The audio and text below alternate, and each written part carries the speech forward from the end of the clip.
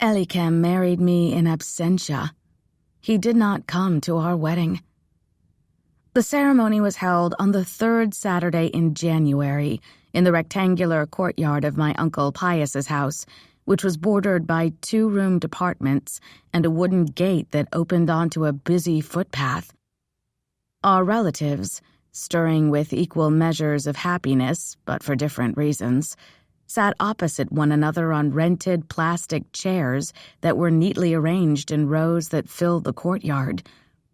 The partly walled kitchen had been scrubbed and cleared of the cast-iron coal pots on which my uncle's wives prepared the evening meal, and of the enamel basins that they used for washing and storing dishes.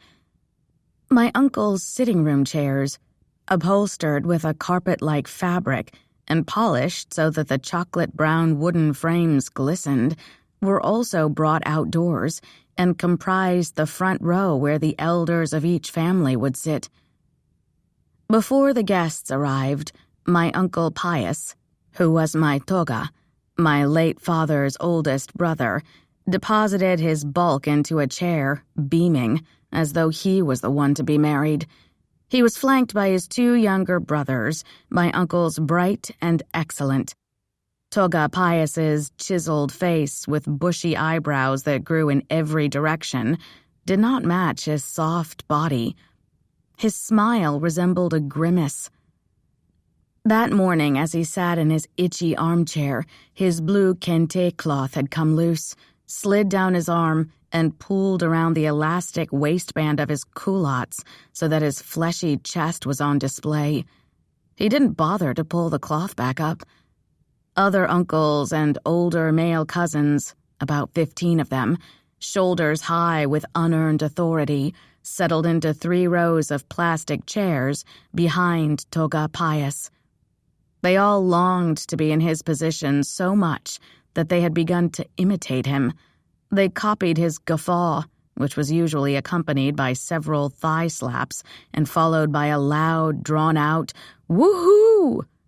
They snapped their fingers like him when they wanted attention, and when that didn't work, they whistled.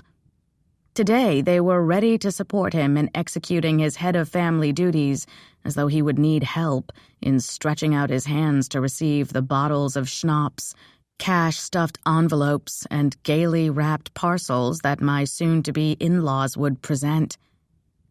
The youngest and most inconsequential among the cousins would, of course, be displaced by my older aunties when the ceremony began. But for now, most of the women were in my grand aunt's house, which sat opposite Toga Pius's. They were bustling around in her roofless kitchen, preparing the food that would be served after the ceremony. When I had visited earlier, there had been okra soup, reddened with palm oil, bubbling in a cavernous pot on a clay stove. My father's sister, Sylvia, who lived in Togo and only visited on special occasions, shoved several twigs into the clay stove to turn up the heat, and then scooted away with a yelp when sparks began to fly. The sparks still dotted the air when someone broke out in song, which the others picked up and sang, repeating verses until the soup began to boil over into the wood fire, the smoke sending everyone into a coughing fit.